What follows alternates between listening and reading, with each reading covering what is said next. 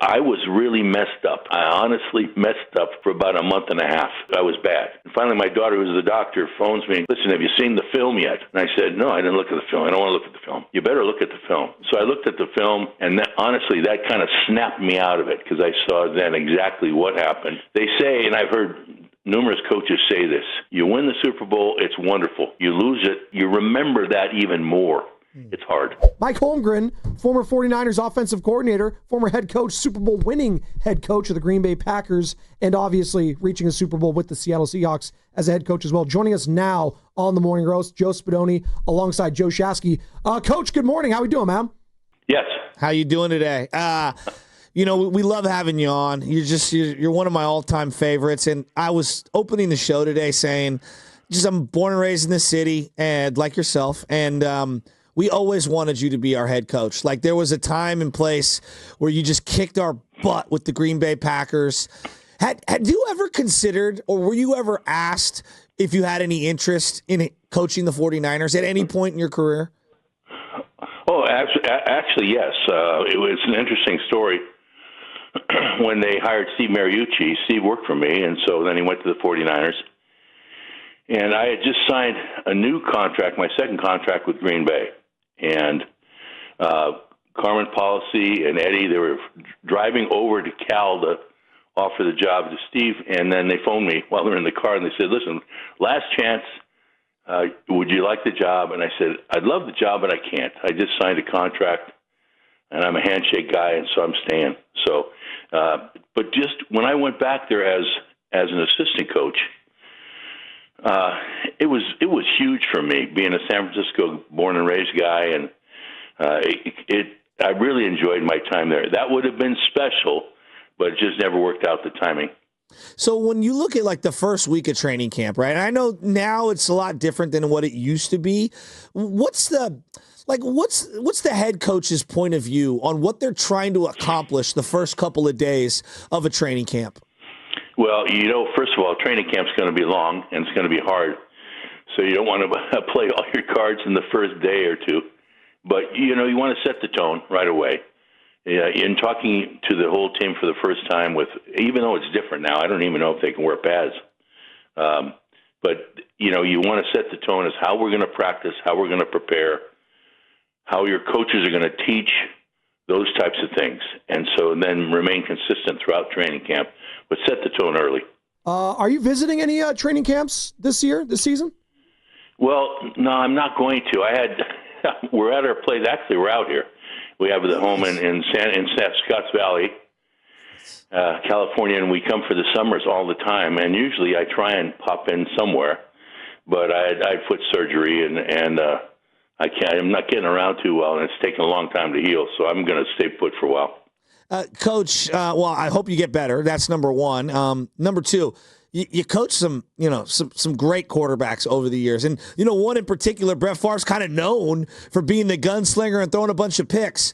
What was your point of view regarding, as the head coach, regarding your quarterback and making mistakes at practice? Was there, we hear a lot about Brock Purdy. He throws picks. He's testing things out. Balls are getting batted at the line.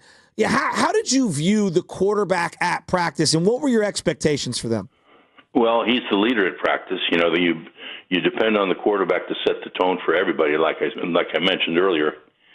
And so if it was really careless, obviously I'd make the correction. Well, you have to correct it. That's your job as a coach. As the head coach, I had quarterback coaches underneath me, like Gruden and Mariucci, Andy Reid, those guys. So it was up to them. If I saw they weren't doing it, then I'd have to talk to them. Bill Walsh was classic at doing that, not getting on Montana, but getting on me. And so Joe would, then the quarterbacks, if they cared about you at all, they would react in a positive way. But it's an interesting thing. As a head coach, and I love coaching quarterbacks, so I entered in probably a little too much. But with Brett Favre, who I loved, he was kind of like, it was kind of tough love sometimes, I had to step in there. Absolutely. And I'm wondering, I want to ask you, Mike, because Kyle's kind of like in the 3.0 stage of his head coaching career, right? So he came in, right? He was really dealt a bad hand, poor, like it was tough early going. And then, he gets healthy, he gets his draft picks in here. They get to a Super Bowl. They lose a heartbreaker, right?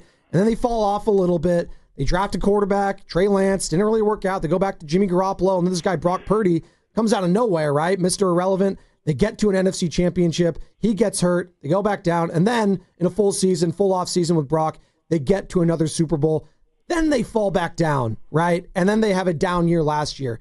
Now there's this new iteration of the 49ers. You still have some of the old guard. You got the Kittles, right? You got Fred Warner. You got Nick Bosa. Now you have Purdy under contract going forward. Like, where's Kyle Shanahan at heading into this season mentally, right? And the expectations for a head coach that was literally just in a Super Bowl a calendar year ago and trying to get back. Yeah, that's the tough part of the game because Kyle, listen, he's a great coach, very, very bright, great offensive mind, great play caller. But, the players are playing the game. And if you have certain guys injured, as an example, or, you lose somebody in free agency, or like what appears to me they're doing is going through a transformative period right now. And so depending on how the ownership looks at that, and if the ownership is okay with that, and maybe you don't get to the Super Bowl for a couple of years, but you see it's going in that direction, then everything's cool. And I think Jed York, understands those things. He's been through it many times. But I think there is a little bit of a pressure on Kyle now to step it up, and they signed Brock to a big contract. They still have, like you said, some of the key parts to the team. And so I think there's pressure on, them to really have a good year. That's what the 49ers are. That's what the fans are used to. And so, but that's taking nothing away from Kyle. I think he's a great coach. Yeah, I do too. Coach, you went to back-to-back Super Bowls. You won the first one. You beat Parcells. I mean, it's just an incredible accomplishment. And then you lose the next one. And obviously you lost one with Seattle.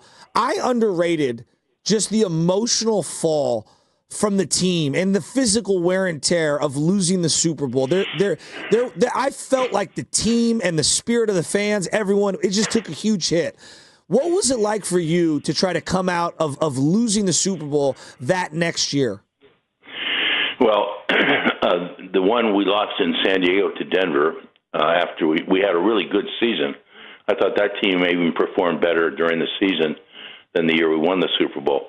So we go in the Super Bowl, and Denver's good, really good. I could not get the team to understand how good they were. I put that on myself, and we lose that one. I was really messed up.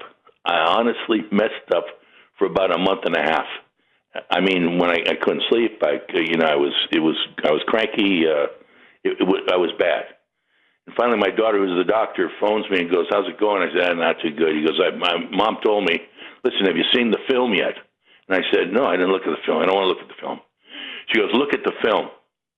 And I said, "I don't want to look at the film." And she goes, "You better look at the film." So I looked at the film, and honestly, that kind of snapped me out of it because I saw then exactly what happened, and I wasn't anxious to look at it. So they say, and I've heard numerous coaches say this, you win the Super Bowl, it's wonderful. You lose it, you remember that even more. It's hard. And Mike, I'm curious because you've been around the game for so long, whether it's as a president, whether it's a head coach, coordinator, what have you. Where do you feel the game is at right now today when it comes to head coaching around? Do you think it's like at its peak right now? That's such a good question. The money right now is out of sight. And so to say that that's not changing certain things, I think you'd be foolish to say that. The communications with cell phones and all that kind of stuff, it's just different now. Is it better? I don't think it's better, but you have great players now. The fans, the NFL is at its peak as far as making money, and fans love it, and television contracts and all that kind of stuff. So it continues to grow, and they're talking about now more games in Europe, it's just expanding to a worldwide coverage, and it's amazing to me. It's changed, and if you're a head coach, I think you have to change with it. I talked to Andy Reid about this, and I said, when I watch your team play, and he's like my adopted son. I said, you are so good, but you forgot everything I ever taught you. You're doing weird stuff, And he goes, no, we're doing the same stuff. It's just we were throwing a little wrinkle here and wrinkle there. So they're adjusting. They had to adjust because of how colleges do it, but it's still a wonderful game, and the fans, you're right, they love it. Well, I was just going to ask, Mike, how much would you love to coach currently right now with all these rules predicated towards the offense, all this great quarterback play we have right now when it comes to the Mahomes of the world, the Josh Allens, the Lamar Jacksons, Joe Burrow, you just go on and on and on. It feels like the quarterback play, just when it comes to passing right now, is at an all-time high, but it's kind of the league is kind of shifting that way, right? It has. And you know what? I was fortunate to come into the league with Bill Walsh because he shifted it a little bit. The West Coast offense, you came into the league and you want to be tough. Your team wants to be physical. You want to run the ball. You hear that from coaches all the time. We want to run the ball. We're going to slam it down their throat. And what do? They wind up passing the ball like everyone else does. And so, Bill did that with the West Coast offense, and it's just gotten more and more and more and more. But the rules to protect the quarterback's health, I was on the competition committee when we put in some of those rules. I would vote for the same rules today because that's what people want to see. And it doesn't make the game any worse. It makes it better. And so, I like it. It's fun for me to watch him play. You said that Andy Reid's like an adopted son for you. He's just such a great coach. I mean, you could argue had he maybe had Mahomes earlier, we'd be talking about someone that could be going for Belichick's record in terms of Super Bowls. The comparison between him and Kyle Shanahan, though, I don't know how well you know Kyle, but is that an apt one in terms of, their early, failures and the inability to get over the hump and win the big one? I think they're excellent. Like, people talk about, they can't win the big one. Well, what about all the big games leading up to the big one? They win all these playoff games. And so just the comparison between Andy Reid, where he was, and Kyle Shanahan, where he's at right now, do you think that's a fair comp? I'm reluctant to compare coaches anyway, just like quarterbacks. Okay. They say, you had Montana, you had Young, you had Favre, you had Hasselbeck, you had these guys. Who was the best one? I'm not going to do that. We're not going to go there. But Andy, I think, is unique in the fact that, he was a line coach. And when I hired him and I made him the tight ends coach, he goes, Mike, I don't want to do that. I want to coach the line. I only have 3 tight ends. I said, look, you'll learn the passing game. We're going to do this. And then I made him the quarterback coach. And so he came from a different background than Kyle. Now, what he's done is remarkable. And I think thinking about any other coach doing what he's done already, that's a stretch. And that's not commenting on Kyle at all. It's just what Andy's done is unique. What Belichick did is unique. And, they're both going to – I think Kyle's going to be in it for a long time, just like Andy. Yeah.